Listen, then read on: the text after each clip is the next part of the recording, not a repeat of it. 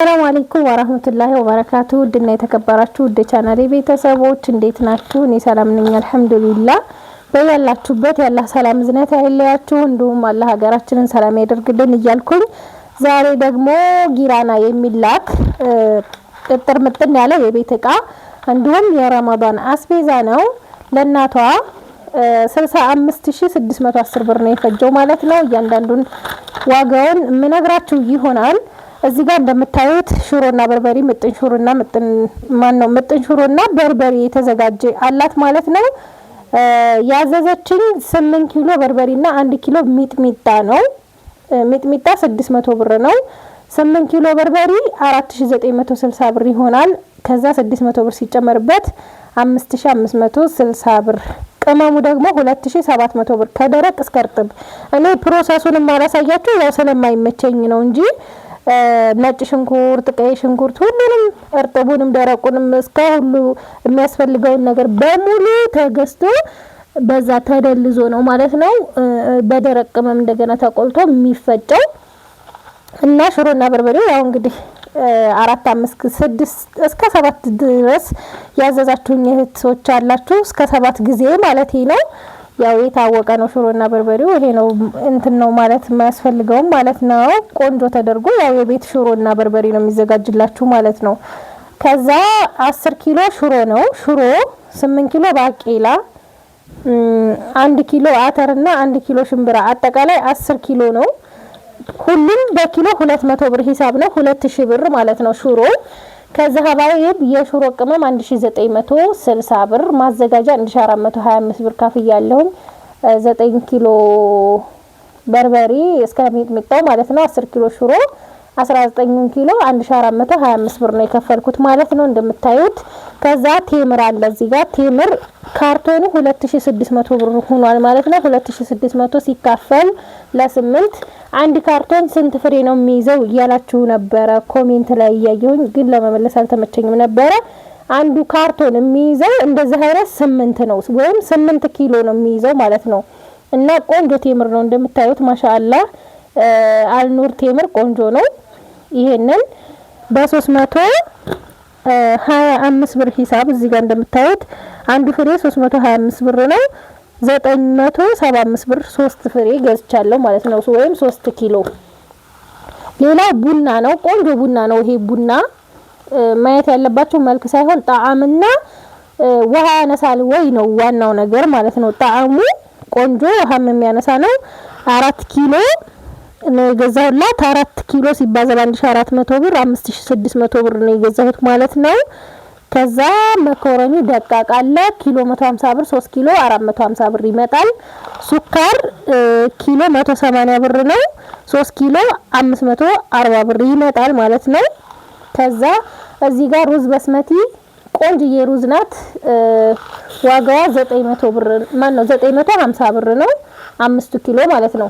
1100 ብር 5 ኪሎ 10 ኪሎ ዱቄት ኪሎ በ110 ብር ሂሳብ ማለት ነው። ግን ትልቅ ማዳበሪያ በገዛችሁ ቁጥር ከ110 ወደ ኋላ ይቀንሳል ማለት ነው።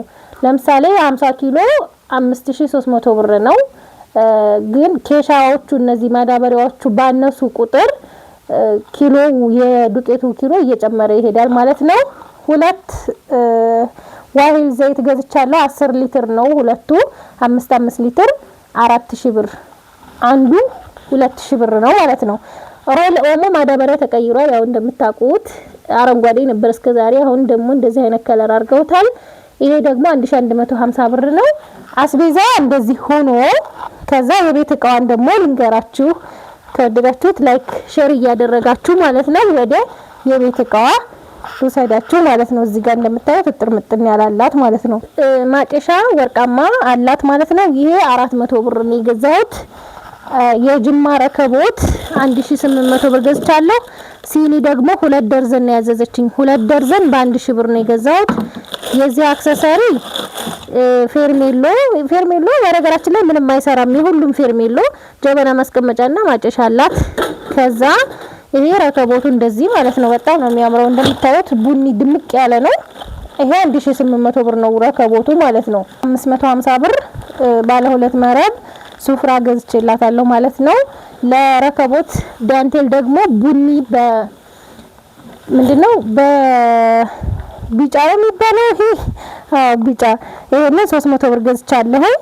ከዛ ትሪ ነው። ትሪ 3 ፒስ የማይካ ትሪ ነው። ይሄ 1200 ብር የማይካ ትሪ ቆንጆ የሚያምር ነው እንደምታዩት። ትሪ ደግሞ በ2800 ብር 4 ትሪ ነው የገዛሁት። 50 ቁጥር 4 ፍሬ ማለት ነው። ሁሉም 50 ቁጥር ነው። አንዱ 700 ብር ነው። 2400 ብር ይሆን። ከዛ ደግሞ አራቱ 2800 ብር ይመጣል ማለት ነው። ይሄ 4 ትሪ። እዚህ ጋር ደግሞ ሀገርኛ ጭልፋዎች 3 ግዥ ብላኛለች። ይሄ ትናንሾቹ ማለት ነው ለወጥ የሚሆን። እነዚህን ደግሞ 600 ብር ሶስቱን፣ አንዷ 200 ብር ናት። ከዛ እዚህ ጋር ደግሞ 1000 ብር ትልቁ ጭልፋ ማለት ነው። የወጥ ማማሰያ 150 ብር። እዚህ ጋር ደግሞ ፔርሙስ 1 ሊትር 2000 ብር ነው የገዛሁት። እንደዚህ ሲልቨር ከለር ናት። በጣም ቆንጆዬ ፔርሙስ ናት ማለት ነው። ይሄ 2000 ብር ነው የገዛሁት። አክለሪክ የውሃ ኮምፕሌት አለ። ይሄንን የገዛሁት 3000 ብር ነው ማለት ነው። አያችሁ ዲዛይኑ የሚያምር ቆንጆ ዲዛይን ነው። ይሄ ዋጋው 3000 ብር። 48 ቁጥር ብረት ድስት አለ። በወፍራሙ ነው። ያው 48 ሆኖ ሲጀመር ስስ አይመጣም። ይሄን የገዛሁላት 18500 ብር ነው።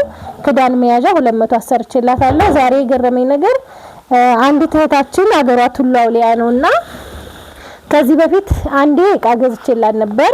አሁንም ያልተጫነ አንድ ማጠቢያ ማሽንና ምንጣፍ 1 ሜትር ከ20 ፍራሽ አላት ማለት ነው። እና ያንን 7500 ብር የገዛሽልኝን ብረት ድስት ገዝተሽ ላኪልኝ አሁን ምናምን አለችኝና እሱ ገረመኝ። ለምን 46 ቁጥር አሁን በፊት 7500 ነው የገዛሁላት። አሁን ስንት ሆኗል? 17000 ብር ሆኗል ማለት ነውና ተጨማሪ ፈልጋለሁ ብላኝ የጊዜው ነገር እየገረመኝ ማለት ነው። እና እዚህ ጋር ደግሞ ኮምፎርት በጣም የምታምር እኔ ራሱ እንዴት እንደወደድኳት ማለት ነው።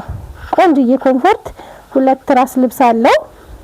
እንደዚህ እንደምታዩት አንሶላ አለው።